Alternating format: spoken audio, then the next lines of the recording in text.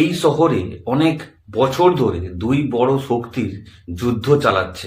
আজকে জানবো এই দুই শক্তির পিছনে কে কে আছে, আর একই দেশে এই দুই শক্তির উৎপত্তি কিভাবে হলো জানবো এই গল্পে। পশ্চিম দারপুরের অন্তহীন সাহারা মরুভূমির বুকে দাঁড়িয়ে আছে এক অদ্ভুত পাহাড়। তার নাম জেবেল আমির। দূর থেকে দেখলে পাহাড়টা ধুলোয় মাখা, ফ্যাকাশে, নিষ্প্রাণ, কিন্তু তার বুকের গভীরে আছে এমন সোনার শিরা যা একজন সাধারণ মানুষকে এক রাতেই রাজা বানিয়ে দিতে পারে। লোকেরা বলে জেবেল আমিরের বুকে স্পর্শ করলেই হাতে লেগে যায় ঝিলিমিলি কণা। বছর দশেক আগে কিছু গোত্রের গরিব যাযাবর খনি শ্রমিক বালু খুঁড়তে খুঁড়তে শুদ্ধ সোনার দলা পেয়ে যায়। এই বিশুদ্ধ সোনা যা এক্স রে মেশিন ছাড়াই চোখে দেখা যায়। মুহূর্তেই খবর ছড়িয়ে পড়ে, সুদানের মরুভূমি ভরে যায় স্বপ্ন দেখতে থাকা মানুষের ভিড়। কেউ কৃষক, কেউ পশুপালক, কেউ জেলে, সবাই কুড়িয়ে নিতে আসে ভাগ্যের ঝলকানি। কিন্তু যেখানেই সোনা সেখানেই আসে বন্দুক। এখান থেকেই শুরু হয় দুই গোষ্ঠীর যুদ্ধ। যুদ্ধ শুরু হওয়ার আগে এসএএফ, সুদান আর্ম ফোর্স, এটা সুদানের রাষ্ট্রীয় সেনাবাহিনী। সেনাপ্রধান আর্মি চিফ বা commander air chief general Abdel ফাও আল বুরহান। তিনি শুধু সেনাপ্রধান নয়, 2021 সালে সেনাও ছিলেন। অদ্ভুত খানের পর থেকে সুদানের কার্যত প্রধান শাসক। তাকে সাধারণত বুরহান নামে বেশি ডাকা হয়। তিনি সুদানের বন্দর শহর পোর্ট সুদান থেকে সরকার পরিচালনা করছেন। যুদ্ধ শুরু হওয়ার আগে এই দুই গোষ্ঠী কিভাবে তৈরি জানবো আজকে। সরকারি সেনাবাহিনী এসএএফ এর প্রধান, তিনি জন্মেছিলেন নীল নদের ধারে সাধারণ এক পরিবারে। শিশুকালে তিনি শুনতেন দেশ মানেই মাটি, মাটি রক্ষা করা মানেই নিজের মাকে রক্ষা করা। সেই বিশ্বাসে তিনি সেনাবাহিনীতে ভর্তি হন। আবদেল ফাওয়া আল বুরহান মরুভূমির গরমে সীমান্তের রাতে প্রশিক্ষণ নেয় সারা জীবন। সময়ের সাথে তিনি হয়ে ওঠেন দেশের জেনারেল। দেশের সিংহাসনে খুব কাছে, কিন্তু তার মন বলে আমি রাজা নই, আমি শুধু সৈনিক। আরএসএফ, র্যাপিড সাপোর্ট ফোর্স, এরা একটি প্যারামিলিটারি বা আধা সামরিক বাহিনী। প্রথমে ছিল দারপুরের জওয়ান জাওয়াদি মিলিশিয়া থেকে তৈরি।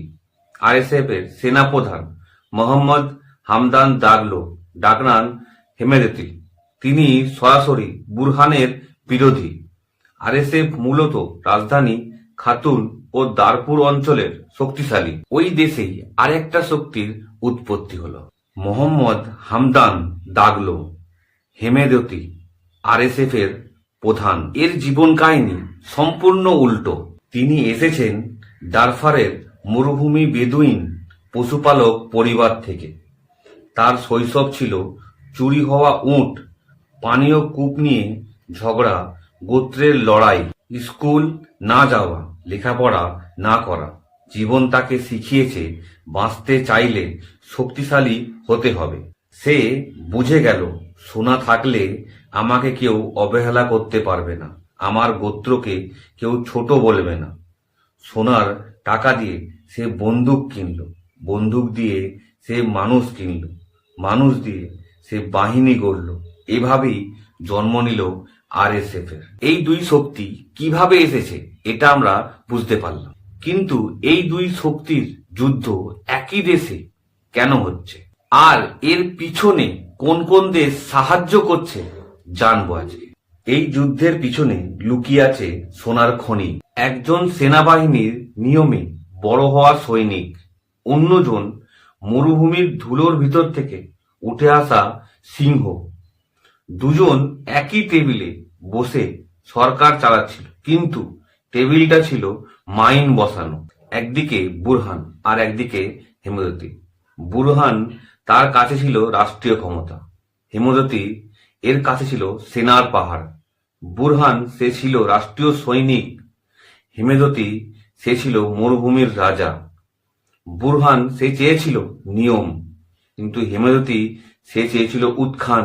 দুজনই জানতো এই দেশে দুই রাজা থাকতে পারে না।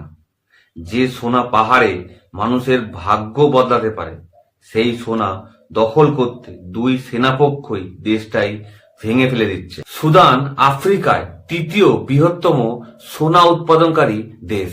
সবচেয়ে সোনা পাওয়া যায় ডারফার ও কোরডাফান অঞ্চলে। নর্থ ডারফারে জেবেল আমির বিশ্বের অন্যতম ধনী সোনার পাহাড়। সাউথ কোরডাফান, তোলাডিয়া ও কাডুলিয়া পাহাড়ি খনি, প্রচুর ছোট ছোট খনি আছে। নীলি রিভার স্টেট, আব্দুল আহমেদ অঞ্চল, নদীর বালু ও মাটিতে সোনার চূর্ণ পাওয়া যায়। সবচেয়ে রক্তাক্ত সোনা জাদেল আমির এর সোনা নিয়ন্ত্রণ নিয়ে আরএসএফ ও গোত্র গোষ্ঠীর বহু বছর লড়াই করেছে। সোনাই এই যুদ্ধের জ্বালানি। সুদান শুধু সোনা নয়, আরো বিরল খনিজে খুব ধনী। তামা পাওয়া যায় সাউথ ডারফার, তারও বৈদ্যুতিক কাজে লাগে। ক্রোমিয়াম পাওয়া যায় ব্লু নীলিতে, স্টিল শিল্পে কাজে লাগে। ম্যাঙ্গানিজ রেড সি হিলসে ব্যাটারি ও স্টিলের ব্যবহার হয়। লোহা পাওয়া যায় হায়া অঞ্চলে, লোহা ও ইস্পাত শিল্পে কাজে লাগে। মোহাম্মদ হামদান দাগলো, ডাকনাম হেমেদতি, সে বুঝে ফেললো সোনা মানেই টাকা, টাকা মানেই অস্ত্র, অস্ত্র মানেই ক্ষমতা। এভাবেই জন্ম নিল আরএসএফ বাহিনীর। দারপুরের মরুভূমি যোদ্ধারা হয়ে উঠল একটি রাষ্ট্রীয় বিকল্প সেনাবাহিনী। রাজধানী খার্তুনে তখন অন্য গল্প। সেনাবাহিনীর প্রধান বুরহান শাসন করছে রাষ্ট্রীয় পতাকার নিচে। দুজনই ক্ষমতাবান, দুজনই সামরিক নেতা, কিন্তু ক্ষমতা দুটো, হৃদয়ে ভাগ হয় না। এই দেশকে দুই ভাগে ছিঁড়ে ফেলল। যুদ্ধ কারোর জন্য নয়, যুদ্ধ ক্ষমতার জন্য। আর কষ্ট সবসময় সাধারণ মানুষের ভাগ্যে পড়ে। এল ফাসার অঞ্চল, হাসপাতালে ওষুধ নেই, খাবারের জন্য মানুষ দিনকে দিন রুটির টুকরো ভাগ করে খাচ্ছে। বাচ্চারা স্কুল ভুলে গেছে, মায়েরা সন্তান নিয়ে পলায়ন করছে। 2,60,000 মানুষের মধ্যে প্রায় 82,000 মানুষ শহর ছেড়ে পালিয়ে গেছে।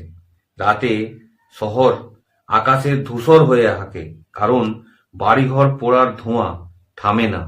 এবার সব থেকে মেন পয়েন্ট, এই যুদ্ধের পিছনে কারা সাহায্য করছে। এই যুদ্ধ আর শুধু সুদানের নয়, পিছনে এখন সংযুক্ত আরব আমিরাত কিছু ক্ষেত্রে আরএসএফ কে সাহায্য করছে বলে অভিযোগ আছে। অস্ত্র আসে বিদেশ থেকে, আর মরছে শুধু সাধারণ মানুষ। এখন সুদানে কোনো প্রধানমন্ত্রী নেই, দেশটি দুই শক্তি দ্বারা ছিন্ন ভিন্ন। সুদান সেনাবাহিনীর এসএএফ নেতৃত্ব আল বুরহান, আরএসএফ র্যাপিড সাপোর্ট ফোর্সের নেতৃত্ব হেমেদতি। এই দুই পক্ষের ক্ষমতার লড়াই থেকেই এলো ফাসার সহ পুরো দেশে ভয়াবহ যুদ্ধ। সুদানে সোনা খুবই গুরুত্বপূর্ণ সম্পদ। আফ্রিকার মধ্যে সুদান হলো তৃতীয় সর্বোচ্চ সোনা উৎপাদনকারী দেশ, ঘানার পর, এবং দক্ষিণ আফ্রিকায় কাছাকাছি অবস্থান। সোনা সবচেয়ে বেশি পাওয়া যায় নুবিয়ান মরুভূমি অঞ্চলে। এই সোনার কারণে দুই শক্তির যুদ্ধ শেষ নেই। শুধু সরকারি হিসেবে 70টিরও বেশি বড় সোনার খনি রয়েছে। হাজার হাজার ছোট ছোট হাতের খনি আছে। দেশটি বছরে 60 টনের মতো সোনা উৎপাদন করে। এটা খুব বড় সংখ্যা। সুদানের সোনার সবচেয়ে বড় আমদানিকারী দেশ। সোনার টাকা দিয়ে যুদ্ধে তেল কেনা হচ্ছে, সোনার টাকা দিয়ে অস্ত্র কেনা হয়, মিলিশিয়া ভাড়া করা হয়, ক্ষমতার লড়াই আরো শক্ত হয়। সোনার যুদ্ধে মানুষের জীবন ভালো করার বদলে যুদ্ধকে দীর্ঘ করছে। সুদান সোনায় ধনী, কারণ সম্পদ আছে, কিন্তু ন্যায্য নিয়ন্ত্রণ নেই। কিন্তু জেবেল আমির চুপচাপ রইল পাহাড়ের ভিতরে। সোনা নিঃশব্দে দেখে গেল মানুষের ধ্বংস। মানুষ ভাবে সোনা জীবন বদলায়, সত্যিটা আরো গভীর। সোনা জীবন না বদলালে লোভ মানুষের জীবন শেষ করে দেয়। এই গল্প আপনাদের কেমন লাগলো অবশ্যই কমেন্ট করে জানাবেন। আর যারা ভিডিওতে নতুন আছে তারা অবশ্যই চ্যানেলকে সাবস্ক্রাইব করতে ভুলবেন না। আপনাদের একটা লাইক আমাকে অনেক মোটিভেট করে। দেখা হবে নতুন কোনো সত্য গল্প নিয়ে।